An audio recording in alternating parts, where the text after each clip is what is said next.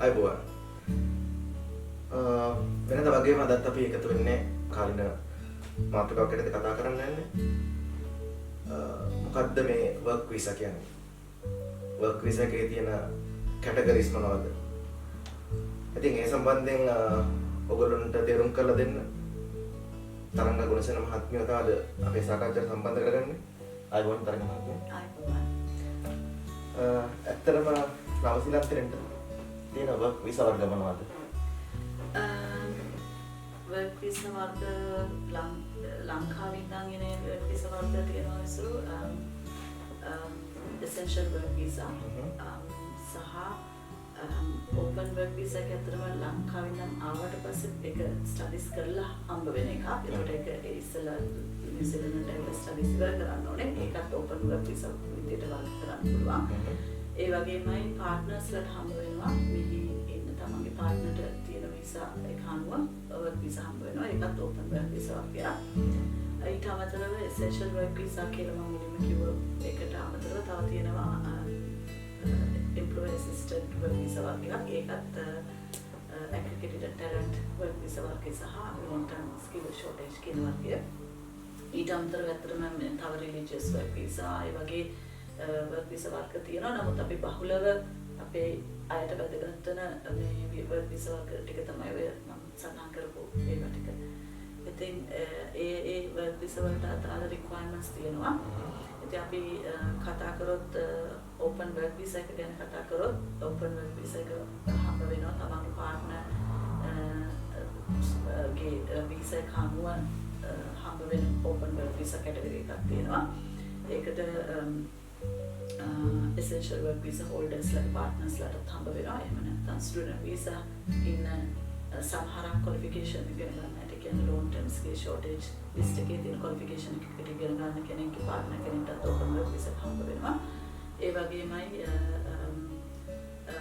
course එක ඉවර වෙලා open work visa ඉන්න කෙනෙක්ගේ partnerට තව open work visa එකක් හම්බ වෙනවා. ඒ වගේ open work visa වර්ග තියෙනවා. ඊට අමතරව essential work visa holders ලාගේ partners ලාට open work visa හම්බ වෙන්නේ නියමිත ඒ අදාළ hourly rate එකක් meet වෙන්න ඕනේ. ඒ තමන් කරන රැකියාවේ ඒක දැන් මේ 27 වෙනිදා ජූලයි 27 වෙනිදා වෙනස් වුණා ඇත්තටම. එතකොට 25 50ක් hourly rate එක තියෙන්න ඕනේ. තමන්ට 3 years work visa එකක්. පැයකට අවම ඩොලර් 25 සත 50ක තියෙන්න ඕනේ. ඊට වඩා වැඩි වුණාට ප්‍රශ්නයක් නෑ. අවම 25 සත 50ක් තියෙන්න ඕනේ. 3 years work visa එකක් ගන්න මෙහි ඉන්න කෙනාට ඒ 3 years work visa එක බේස් කරගෙන partner open work visa එකකුත් ගන්න පුළුවන්. හරි. අපි ඒ ගැන තව ඉස්සරහට කතා කරමු. මම මුලින්ම දැනගන්න කැමති සේවය අනුග්‍රහයක දක්වන කියන්නේ employer assisted work visa category එකෙන් අපි visa එකක් ලබා ගන්න තියෙන ක්‍රම මොනවද කියලා. බහුලම ක්‍රමය තමයි essential work visa. ඒක ඇවිල්ලා තමන්ගේ employer තමන්ට job offer එකක් දෙද්දී ඒකට කරන්න දේවල් තියෙනවා. ඉස්සර තමන් job offer එක ගන්න ඉස්සෙල්ලා කියන්නේ employer ගේ පැත්තෙන් සහ තමන්ගේ පැත්තෙන් employer ගේ පැත්තේ කරන්න තියෙන තමන් ඒ කෙනාව අපිට employer hire කරන්න උවමනා කරන කෙනාගේ අදාළ job එක advertise කරන්න ඕනේ අපි Trade Me හෝ Seek website එකේ. ඊට කියන්නේ තමන් මේ රටේ තියෙන තව recognized website කරනවා. ඒ ඕන එකක් ඇත්තටම බලංගුයි. බහුලව පාවිච්චි කරන Trade Me සහ Seek. ඉතින් ඔය ඕකේ ඇඩ්වර්ටයිස් කරන්න ඕනේ. ඒ කියන්නේ අනිවාර්යෙන් ඒ vacancy එකක් තියෙනවා කියන එක ඇඩ්වර්ටයිස්මන්ට් එකක් තියෙන්න ඕනේ. ඒ essential work visa category එකේ යනවා නම්. ඉතින් එතනදී ඒගොල්ලෝ ඒකට කියන්නේ labor market check එක කරනවා කියලා. ඒ labor market check එක කරලා තමයි තමන්ට ඒ අදාළ පුද්ගලයාට job offer එක දෙන්න ඕනේ. ඒ කියන්නේ හැම වෙලෙම job offer එකේ dates තියෙන්න ඕනේ. ඇඩ්වර්ටයිස්මන්ට් එකෙන් පස්සේ dates තමන්ට ඉස්සෙල්ලා job එක දීලා මේ ඇඩ්වර්ටයිස් කරාට වැඩක් නැහැ. ඇඩ්වර්ටයිස්මන්ට් එක ඉවර වෙලා තමයි තමන්ට job offer එක ගන්න ඕනේ. ඉතින් එතනදී employer immigration එකට පෙන්නන්නේ තමන්ට මෙහි කෙනෙක්ව ගන්න බැරි වුණා. ඒක තමයි මේ migrant කෙනෙක්ව hire කරේ කියන එක. ඉතින් එතනදී Trade Me advertisement එකත් එක්කලා ඇත්තටම advertisement එකේ copy එක සහ ඒගොල්ලන්ට මේ ඒකට apply කරපු අය ගැන විස්තර දෙන්න ඕනේ. එතනදී ඉමිග්‍රේෂන් එක බලනවා ජෙනුයින්ලි මේගොල්ලෝ ඇඩ්වර්ටයිස් කරලා තියෙනවා හරි කෙනෙක්ව හම්බුන්නේ නැහැ ඒක නිසා මෙයාට ජොබ් එක දුන්නා එතකොට ඒ ජොබ් එක ඇප්ලයි කරලා ජොබ් එක ගත්ත කෙනාට අදාළ රික්වයර්මන්ට්ස් ටික තියෙනවද කියලා බලනවා එතකොට උදාහරණයක් විදිහට එයා ෂෙෆ් කෙනෙක් කියලා කියමුකෝ එතකොට ෂෙෆ් කෙනෙක්ට සාමාන්‍යයෙන් 3 years experience එකක් හෝ level 5 qualification එකක් තිබ්බහම ඇති work visa එකට apply කරන්න so එතකොට ඒ සුදුසුකම් ටික එයා තියෙනවද කියලා ඒක බලනවා ඒ වෙලාවට සහ ඒගොල්ලෝ කැරක්ටර් එක කියන්නේ ක්ලියර් පොලිස් රිපෝට් එකක් තියෙනවා ක්ලියර් මෙඩිකල් එකක් තියෙනවා ඒ ටික සම්පූර්ණ වෙන්නත් ඕනේ work visa එකකදී ඒ තමයි essential work visa එකේදී ඒකත් එක්කම එන අනිත් ප්‍රශ්නේ තමයි 25-50ට වඩා අඩු වුණොත් මොකද වෙන්නේ කියලා. ඒතර 25-50ට වඩා අඩු වුණොත් එයාට හම්බෙන්නේ මාස 6ක work visa එකක් මේ අලුත් රූල් එක අනුව. ඒ කියන්නේ පහුගිය ජූලි 27 වෙනිදා වෙනස් වෙච්ච රූල් එක අනුව. එතකොට මාස 6 work visa එකක් ඉන්න කෙනෙක්ට ඇත්තටම family එක ස්පොන්සර් කරන්න බෑ. ඉතින් එයා ස්පොන්සර් කරන එයා family එක ගෙන්න ගන්නවා නම් එයාට එන්න පුළුවන් වෙන විසිට වීසා එකක් ඒ during ඒ කාලේ මාස 6 ඇතුළත. ඒකට තමන් ඕන් ෆන්ඩ්ස් පෙන්නලා එහෙම එන්න ඕනේ. ඒතර තමන්ගේ බබාලට ස්ටඩි කරන්න තමන්ගේ බබාලට ස්ටඩි කරන්න පුළුවන් මෙන්න මෙහෙම දෙයක් ඉතින්සු. ඒ කියන්නේ යාට 25-50ට වඩා අවලි රේට් එක අඩු වුණාට යාට work visa එකක් තියෙනවා මාස 6ක්. නමුත් එයා පෙන්නනොත් 43000 හරියට මට ගාන හරියටම මතක නැහැ. නමුත් 43000 ගානකට වැඩි චුට්ටක්. ඒක දල වශයෙන් 43000 කියලා කියමුකෝ. අනුවල් එයා earn කරනවා නම් තමන්ගේ බබාට domestic status student visa එකක් ගන්න පුළුවන්. ඒතකොට ඒ තමුන්ගේ දරුවන්ට ලැබෙන වීසා එක මාස 6කටද බලන් වෙන්නේ? මාස 6කට ඒ තමන්ගේ කාල පරිච්ඡේදයෙන් තමයි බලන් වෙන්නේ. ඉතින් ඒ වගේමයි ඉතින් අදාළ පාර්ට්නර්ට විසිට් වීසා එක හම්බුණාට එයාට පුළුවන් ඕනනම් එයාගේ රයිට්ස් වලින් work visa එකට යන්න. ඒ එන පාර්ට්නර්ගේ ස්කිල්ස් වලින් එයාට apply කරන්න පුළුවන්. ඒතර ඒක වෙනම අයදුම් පත්‍රයක් විදිහට දැනන්නේ. යන්නේ. ඒ වගේම දැන් මෙහි ඉන්න පළවෙනි අර දැන්ම කෙනා වගේම එයාටත් පුළුවන් අර වගේම ඇඩ්වර්ටයිස්මන්ට් එකකට apply කරලා ඒකෙන් අර ජොබ් එක හම්බුනොත් ඒ වගේ essential work visa එකක් ගන්න පුළුවන්. ඔව් දැන් මගේ මම දන්න යාළුවෝ කීප දෙනෙක් කියලා තියෙනවා කොහොම හරි රට ඇතුළට ආව විසිට් වීසා එකකින් හෝ work visa එකට හරවා ගන්න එච්චර අපහසු නැහැ කියලා. ඒක ගැන ඔබතුමිය අදහස් කරනවා. ඒකද ඇත්තටම මේ හරිම මේ අමාරු උත්තරයක් දෙන්නේ සුළු. මොකද ඒකෙදි ඒ වගේ ඇවිල්ලා හරි ගියා දැකලා තියෙනවා මට වැරදිච්ච දැකලා තියෙනවා. මොකද ඒකෙදි හේතුව වෙන්නේ අපි විසිට් වීසා එකේදී සඳහන් කරන අපි රටට එන පර්පස් එක මොකක්ද කියලා. අනිවාර්යයෙන්. ඒතකොට මේ පර්පස් එකට අමතරව අපි මෙහි ඇවිල්ලා රස්සාවක් හෙව්වා කියන එක ඉමිග්‍රේෂන් එක ඇත්තටම කැමති නැහැ. මොකද ඒගොල්ලෝ එන්නේ රටට විසිට් වීසා එක තමන්ගේ කවුරු හරි නෑ දැන් බලන්න කියලා එහෙම නැත්තම් සාමාන්‍ය රට නිකන් බලන්න කියලා ඒ වගේ වීසා කැටගරිස් නේ තියෙන්නේ. ජොබ් එකක් හොයන්න එනවා කියලා වීසා කැටගරි එකක් නෑ විසිට් වීසා වල. එතකොට ඒ ඇවිල්ලා තමන් ජොබ් එකක් හොයලා තමන්ට ජොබ් ඔෆර් එකක් හම්බුණා work visa එකක් දාලා එහෙම work visa එකක් ලැබිච්චා ඉන්නවා. නමුත් ඒ වගේම මට පර්සනලි හම්බ වෙලා තියෙනවා එහෙම හම්බ වෙන්නේ නැතුව හැරිලා ගියා. මොකද ඉමිග්‍රේෂන් එක ඔෆිසර් අතට ගත්තාම එයාගේ හිස්ටරි එක බලලා එයා තීරණය කරනවා මෙයා ඇවිල්ලා තියෙන මේ පර්පස් එකට එයා ඒ රස්සාවල් හෙව්වේ ආවේ මේ පර්පස් එකට නම් කියලා. එතකොට ඒ අවස්ථාවේදී ඒගොල්ලෝ විසා රිජෙක්ට් කරපු අවස්ථාව මම ඕන තරම් දැකලා තියෙනවා. ඉතින් ඒකෙදි අතරම පොඩි ලක්කුත් බලපානවා කියලා මම හිතනවා. ඉතින් ඒක ගන්න කේස් ඔෆිසර් මත මේ තීරණය වෙනවා කියලා මම හිතනවා. ඉතින් එහෙම ඇවිල්ලා බේකරි ජොබ් හොයාගෙන වීසා ගහගත්තා මම දැකලා තියෙනවා. නෑ මොකද මම දැනුවත් එහෙම මගේ යාළුවෙක් ඉන්නවා ඇත්තටම විසිට් වීසා ඇවිල්ලා එයා හොඳ බලපුරුදු හෙයාර් ඩ්‍රෙසර් කෙනෙක්. දැන්ට work visa එකට චේන්ජ් කරලා දැන් වැඩ කරනවා. ඔව්. දැන් ඔයා ඔය කියනවා වගේම මම දන්න එක්කෙනෙක්ට වුණා මේ early childhood day වගේ දෙයකට ඇවිල්ලා මේ ඒ කියන්නේ ආ විසිට් එකක් ආවේ. නමුත් එයාට ඒක ජොබ් එකක් හම්බුණා. නමුත් එයාට ඒක හම්බුන්නේ නැහැ. විත් කේස් ඔෆිස් කිව්වා මේ ඔයා ආව පර්පස් එක වෙනයි. ඔයා يعني එයාට ජොබ් ඔෆර් එකක් හම්බෙලත් නමුත් එයාට වීසා එක චේන්ජ් කරේ නැහැ. චේන්ජ් කරන්න කැමති වුණේ නැහැ කේස් ඔෆිසර්. ඒකෙදි මම දකිනවා ඉස්සර හොඳම දේ තමන්ට මෙහි ඇවිල්ලා ජොබ් ඔෆර් එකක් හම්බ වෙනවා නම් මම දකින හොඳම දේ තමයි තමන්ගේ රටට ගිහිල්ලා ඇප්ලයි කරන්න කියන එක. එතකොට රිස්ක් එකක් නැහැ. අර විදිහටම ලේබර් මාකට් චෙකින් කරන්න ඕනේ එම්ප්ලොයර්. නමුත් එළියේ ඉඳන් ඇප්ලයි කරාම එතකොට යාට සාධාරණ හේතුවක් දෙන්න පුළුවන්. ඕම මාව වෙලාවේ මෙහෙම ජොබ් ඔපචුනිටි එකක් දැක්කා මම ඒකින්ද ලංකාවට ගිහිල්ලා ඒකට ඇප්ලයි කරා එම්ප්ලොයර් කැමති වුණා ජොබ් ඔෆර් එක දෙන්න කියලා එහෙම යන්න සාධාරණ කරන්න පුළුවන් ඒ විදිහට කියන එක මම හිතනවා මෙහි ඉඳන් ඇප්ලයි කරනකොට මෙහි ඉඳන් ඇප්ලයි කරලා ලැබිච්ච එකක් තියෙනවා නැති එකක් තියෙනවා දැන් එහෙම රට ඇතුලේ ඉඳලා ඇප්ලයි කරලා ඒක රිජෙක්ට් වීමක් වුණොත් නැවත අපිට ආපසු ලංකාවට ගිහිල්ලා ඇප්ලයි කිරීමේදී බාධාවක් තියනවද?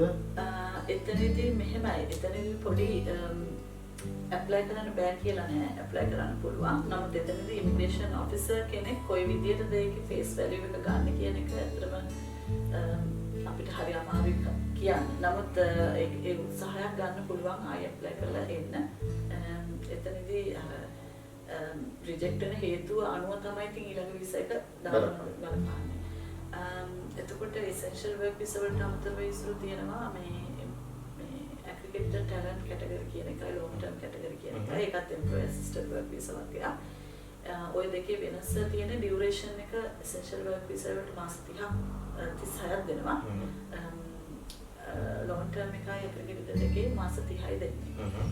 ඉතින් ඒකේ benefit එකක් විදිහට මම දකින්නේ ඒ අනිත් categories දෙකේ ඉන්න අයට අවුරුදු දෙකක් වැඩ කළා ඒ ඉන්න කැටගරි එකේ ඒගොල්ලන්ට රෙසිඩන්ස් වලට යන්න අවස්ථාව හම්බ වෙනවා. ඒ කියන්නේ ඔබතුමී දැන් ඔක කියන work resident visa විදියට පාවිච්චි කර වෙනවා. ඒක එතකොට ඒගොල්ලන්ට අවුරුදු දෙක ඉවර වෙලා ඒ කැටගරි එකේම ඉඳලා අවුරුදු දෙක ඉවර වෙලා රෙසිඩන්ස් එක දාන්න පුළුවන්. ඒකෙදි ඒගොල්ලන්ට මේ IELTS ඒ කියන්නේ ඉංග්‍රීසි රික්වයර්මන්ට් එක මීට් වෙන්න අවශ්‍ය නැහැ.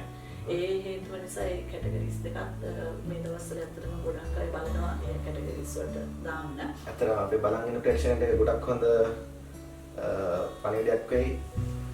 ගොඩක් අය තියෙන ප්‍රශ්න තමයි IELTS විභාගය. ඔව්. ඒතර ඒ විදිහට එනවා නම් ඉතින් පොඩි සහනයක් ඔයගොල්ලන්ට තියෙනවා. මේ දක්වපු අදහස ගොඩක් වටියි කියලා මම විශ්වාස කරනවා. ඉතින් එතනදී ඒගොල්ලෝ බලන්නේ work to residence එකේදී නියමිත තියෙනවා annual salary requirement එකක්. ඒක meet වුණාද කියන එක විතරයි බලන්නේ. සහ ඒ කැටගරි එකේ අවුරුදු දෙක ඉඳලා තියෙනවද කියන එක බලනවා. ඉතින් එතකොට ඉතුරු මාස 6ක කාලයක් තියෙනවා residence එක දාන්න.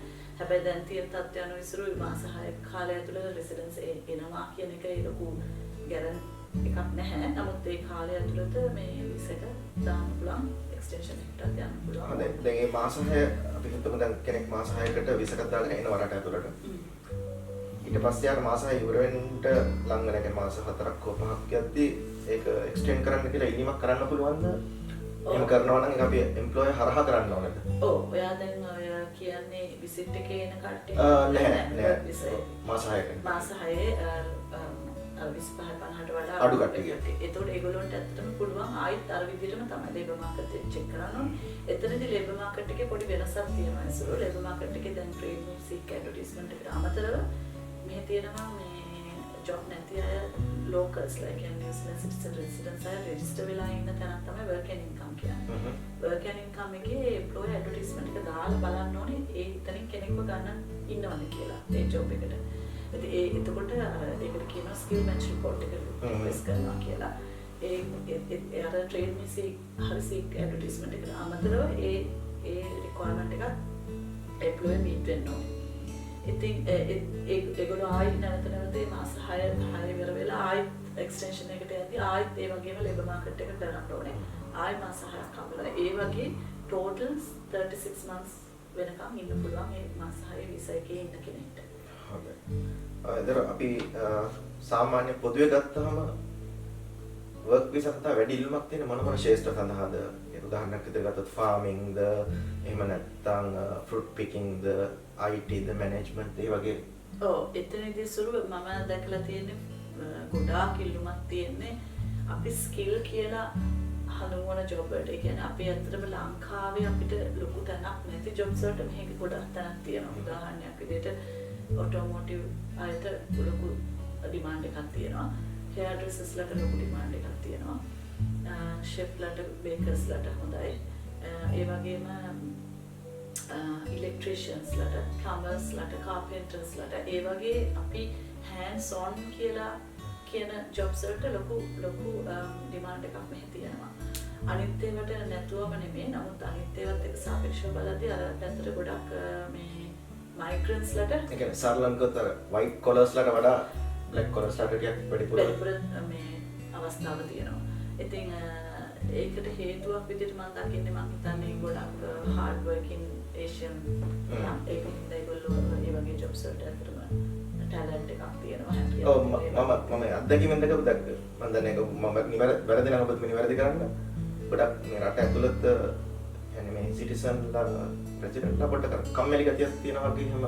ඔව් ඒක එහෙම තමයි. මොකද ඕකේ ගොඩක් වෙලාවට තියෙනවා වීකෙන්ඩ්ස් වැඩ කරන් තියෙනවා, නයිට් ෂිෆ්ට් තියෙනවා, එක්ස්ට්‍රා එක්කෝ ට්‍රැවලින් තියෙනවා. ඒ වගේ දේවල් වලට මම හිතන්නේ කිවිස්ලා හරි කැමති නැහැ. ඒගොල්ලෝ පොඩ්ඩක් මහන්සි වෙන්න එච්චර කැමති නැහැ. ඒකින් ඒ අර මයිග්‍රන්ට්ස්ලට ඒ ජොබ්ස් වලට ඩිමාන්ඩ් එක තියෙනවා. තවත් එකක් තමයි හෙල්ත් කෙයාර් පැත්ත. හෙල්ත් කෙයාර් පැත්තත් ඇත්තටම ලොකු ඩිමාන්ඩ් එකක් තියෙනවා මයිග්‍රන්ට්ස්ලට. ඇත්තටම මයිග්‍රන්ට්ස්ලා තමයි මම නම් දැකලා තියෙන හෙල්ත් කෙයාර් වල වැඩ කරන්නේ වැඩිපුරම. ඉතින් ඒකෙත් අර ට්‍රැවලින් තියෙනවා. එහෙම නැත්නම් ගිහිල්ලා කරන්න තියෙන ජොබ් එක ගැන ඒගොල්ලෝ එච්චර ලොකු ඇත්තම කියන්නේ පොඩ්ඩක් අපේ ඇඟ වේසලා වැඩ කරන්න ඕනේ. නම් ඒකින්ද ඒගොල්ලෝ කැමති නැති ගතියක් තියෙනවා. ඉතින් අනිත් ජොබ්ස් පැත්තෙන් ගත්තොත් IT පැත්තටත් හොඳයි අතරම මේ සුරු ඉතින් ඒවෙන් නෙට්වර්කින් තියෙනවා. මොකද පෞගේ කාලේ අතරම ඔය ෆයිබර් ඉන්ස්ටෝල් කරන නිසා ලොකු ඩිමාන්ඩ් එකක් ආවා මේ ෆයිබර් ඉන්ස්ටෝල් කරන අයට. ඉතින් ඒ වගේ IT ෆීල්ඩ් එකට පැත්තටත් තියෙනවා මේ ඩිමාන්ඩ් එකක්. මැනේජ්මන්ට් පැත්ත ගත්තොත් අතරම මැනේජ්මන්ට් පැත්තට වේකන්සිස් නැතුව නෙමෙයි. නමුත් මැනේජ්මන්ට් පැත්තෙන් ජොබ් එකකට වෙබ්පීස් එකක් අහගන්න එක මේ අප්රූව් කරගන්න එක ලේසි නැහැ. ඉතින් එතනදී මේ තව කෙනෙක් කියන්න පුළුවන් මැනේජ්මන්ට් ඇන්ඩ් ලොජිස්ටික්ස් කොහොමද කියලා? ලොජිස්ටික්ස් හොඳයි. ලොජිස්ටික්ස් හොඳයි කියන්නේ පහුගිය දවස්වල අතර ලොක්ඩවුන් වෙලාවෙත් ලොජිස්ටික් කියන දේ වැටුන්නේ නැහැ. ඉතින් ලොජිස්ටික් අයටත් ජොබ්ස් ඕන තරම් තියෙනවා. ඒකදී පොඩි රික්වයර්මන්ට්ස් තියෙනවා මේ දැන් ලොජිස්ටික් එකත් එක්ක යන ඒවා හෙවි ලිෆ්ටින් ඒවත් එක්ක යනවා. එතනදී සමහරක් වෙලාවට ෆෝර්ක්ලිෆ්ට් ලයිසන් එක ගන්න ඕනේ, හෙවි ලයිසන් එක ගන්න ඕනේ, ඒ වගේ කරුණු කාරණා තියෙනවා. ඉතින් නමුත් ඒකත් ඩිමාන්ඩ් පැත්තක් කියලා මම හිතනවා. ඔව් එතකොට ඒ වගේ කැටගරි එකකින් ජොබ් එකකට දානවා නම් ඒගොල්ලන් තියෙන ඕනේ සුදුසුකම් මොනවද? ඒ කියන්නේ උදාහරණයක් විදිහට ගත්තොත් පේපර් ක්වොලිෆිකේෂන්ස් තියෙන්න ඕනේද? මේ මට්ටම් වල එහෙම නැත්නම් ඒගොල්ලන්ට එක්ස්පීරියන්ස් මත පමණක් මේ රටට එන්න පුළුවන් දෙයක් විසක්. ඔව් එතනදී ඉස්සරු මේ දැන් අපි අහලා තියෙනවා දන්න එන්ස්කෝ කියලා මේ අපේ තියෙන කැටගරි එකක් මේ කියන්නේ ඕස්ට්‍රේලියාවට නිව්සීලන්තට තියෙන්නේ. ඒ කෝඩ් එකක් ඒ කියන්නේ හැම ජොබ් එකකටම කෝඩ් එකක් අපි නොමිනේට් කරනවා. ඒ කෝඩ් එක දැන් අතරම ඔය 27 වෙනිදා ජුලයි වලින් පස්සේ වෙනස් වුණාට පස්සේ ඒගොල්ලෝ ඒ කෝඩ් එක මත නෙමේ වීසා ඩියුරේෂන් එක තීරණය කරන්නේ අවරි රේට් එක මත. නමුත් ඒ කෝඩ් එක සම්පූර්ණයෙන් ඒගොල්ලෝ අයින් කරලා නැහැ. ඒ කෝඩ් එක පාවිච්චි කරනවා තාම ඒ අදාළ ජොබ් එකට තියෙන රික්වයර්මන්ට් ඔයාලට තියනවද කියලා බලන්න. උදාහරණයක් විදිහට බේකර් කෙනෙක් ගමුකෝ. ඒතකොට බේකර් කෙනෙක්ට ඇත්තටම තියෙන්න ඕනේ 25-50ක් අවුල් රේට් එක තිබිලා එයාට අවුරුදු 3ක් ඒක හම්බ වෙනවා. ඒක හරි. නමුත් එයාට මූලික සුදුසුකම විදිහට ඇස්කෝ එකේ තියෙන්නේ මූලික සුදුසුකම විදිහට 3 years experience එකක් හෝ level 4 qualification එකක් කියන්නේ. ඒ දෙකෙන් කෝක හරි එයාට තියෙනවද කියන එකත් බලනවා ඒ ජොබ් එකේ වීසා එක අප්‍රූව් කරද්දී. දෙකක් තිබ්බොත් ගොඩක් හොඳයි. එහෙම නැත්නම් දෙකෙන් එකක් අවශ්‍ය තියෙනවා. ගොඩක් වෙලාවට ඒ අපි ඇස්කෝ කෝඩ් එකේ තියෙනවා ඉස්සර අපි තිබ්බනේ 1 2 3 4 5 කියලා ලෙවල්ස් ටිකක්. දැන් මේ ලෙවල්ස් ටික ඇත්තටම කන්සිඩර් කරන්නේ නැහැ. නමුත් ඒ ලෙවල්ස් ටික ඒගොල්ලෝ තාම බලනවා තමන්ට අදාළ ජොබ් එකට අදාළ එක්ස්පීරියන්ස් එක තියෙනවද කියලා ඇප්ලයි කරපු කෙනාට. ඒතර තව උදාහරණයක් ගත්තොත් import export clerk කියන කැටගරි එක. ඒක ඇවිල්ලා තිබ්බේ ඔය low skill කියන කැටගරි එකේ. නමුත් ඒගොල්ලොන්ට low skill වුණාට ස්කිල් ලෙවල් එක බලන්නේ නැහැ. නමුත් අවලි රේට් එක 25-50ක් කොයිට වඩා තියෙනවා. අවුරුදු 3ක් 20ක වදිනවා. නමුත් එතනදී තියෙන අනිත් ප්‍රශ්නේ තමයි ඉස්සරෝ ඒ කියන්නේ ස්කිල් ලෙවල් එකේට අනුව යාට එක්ස්පීරියන්ස් එකක් තියෙනවද කියන එක. ඒතර එක්ස්පීරියන්ස් එක බලන්නේ අපි ස්කෝප් කෝඩ් එකේ ආයෙ ගිහිල්ලා බලනවා ඒ ඉම්පෝර්ට් එක්ස්පෝර්ට් ක්ලාක් කෙනෙක්ට ඉල්ලලා තියෙන්නේ මොනවද කියලා. එතනදී ඒගොල්ලොන්ට ඉල්ලන්නේ 1 year එක්ස්පීරියන්ස් එකක් විතරයි. ඒක තියෙනවා නම් ඇති. ඒ වගේ Tamanට අදාළ ජොබ් එකට මොකද්ද රික්වයර්මන්ට් එක කියන එක අපි ඉස්සෙල්ලා බලන්න ඕනේ. ඒ ගොඩාක් වෙලාවට අපි දැකලා තියෙන ওই බහුලව පාවිච්චි වෙන ජොබ්ස් එක කියන ඔටෝමෝටිව් ක්ෂේත්‍රයේ හෝ hearing මේ පැත්ත ඒ වගේ ක්ෂේත්‍රවල ඉන්න අයට 3 years experience එකක් මිනිමම් පෙන්නන්න ඕනේ. එතකොට work visa එකක් ලබා ගන්න අවසරයන්ට පැමිණෙනවා නම් ඒගොල්ලන්ට තියෙන වරප්‍රසාද මොනවද? කියන්නේ නවසීලන්ත රජය විසින් හෝ එම සේවය හෝ යාට ලබා දෙන වරප්‍රසාද. ඔව් එතනදී ඉසුරු මූලිකම දේ දකින්නේ Tamanට work visa එකක් හම්බ වෙනවා කියන්නේ ඇත්තටම job security එක එතන ලොකුවට තියෙනවා. ඉතින් Tamanට job එකක් තියෙනවා රස්සාව ඉන්න වැඩ කරගෙන ඉන්න Taman secure environment එකක් තියෙනවා. එතනදී එයාට Tamanගේ කියන්නේ applicant තියෙන වරප්‍රසාදය ඇවිල්ලා Tamanට regular income එකක් හම්බ වෙන එකයි. ඊට අමතරව එයාට ඒ regular income එක base කරගෙන මෙහි ඇත්තටම මේ banks වලින් loans ගන්න පුළුවන් කාලේ ඇතුළත කියන්නේ visa duration period එකට ගෙවෙන්න යන විදිහට යන්න පුළුවන්. ඒ වගේම hire purchase යන්න පුළුවන්. ඒ වගේ දේවල් තියෙනවා. ඊට අමතරව තමන්ගේ family එකට work visa එකක් ලබා ගැනීමේ හැකියාව තියෙනවා. තමන්ගේ දරුවන්ට ඉගෙන ගන්න හැකියාව තියෙනවා. ඒ වගේ වරප්‍රසාද තියෙනවා. ඒ වගේමයි health cost එක ගත්තොත් අවුරුදු දෙකක් work visa තියෙන කෙනෙක්ට මෙහි ඇත්තටම මේ PR අයට තියෙන වරප්‍රසාද ලැබෙනවා. අවම අවුරුදු දෙකක visa එකක් තියෙනවා. ඉතින් ඒ වගේමයි partnerට තමන්ගේ partnerට තියෙනවා නම් අවුරුදු දෙකේ work visa එක තමන්ගේ wife pregnant නම් pregnancy related cost උත් ඇත්තටම free අවුරුදු දෙකේ work visa එකක් තියෙන කෙනෙක්ට. ඒ වගේ facility තියෙනවා. ඉතින් ප්‍රධානම දේ මම දකින්නේ ඉතින් family එකක් විදිහට මේ රටේ ඉන්න අවස්ථාව හම්බ වෙනවා. මොකද ඇත්තටම ගොඩාක් අය Middle East රටවල වල වැඩ කරලා ආපු අය ඉන්නේ. ඒගොල්ලොන්ට ඇත්තට මේ රටවල family එකක් ගෙනල්ලා තියාගන්න ටිකක් නඩත්තු කිරීම අපහසුයි. ඉතින් මේ වගේ රටක ඒගොල්ලොන්ට ඒ අවස්ථාව තියෙනවා. ඉතින් අනිත් පැත්තෙන් ඉතින් වියදම් වැඩි වෙන පැත්තකුත් තියෙනවා. නමුත් අර family එකක් විදිහට Tamante ඒක ලබා ගන්න පුළුවන් එකට ඉන්න හැකියාව. ඔය දැන් අපි කතා කරත් කියනවා අපි ඩොලර් වලින් හම්බ කරත් වියදම් කරන්න ඕන ඩොලර් වලින්ම කියලා. ඔව්. ඒ කතාව එතනත් බලපානවා. ලෝකල් විදිහට ඉගෙන ගන්නකොට ස්ටුඩන්ට් වීසා එකේදී ඒගොල්ලොන්ට ඉතින් ලොකු චාර්ජ් එකක් නැහැ. තමන්ගේ යුනිෆෝම් වලට පොත්පත් වලට යන වියදම් විතරයි ඉතින් දරා ගන්න තියෙන්නේ. හරි. එතකොට මම ඊළඟට දැනගන්න කැමති ඔබතුමීගෙන්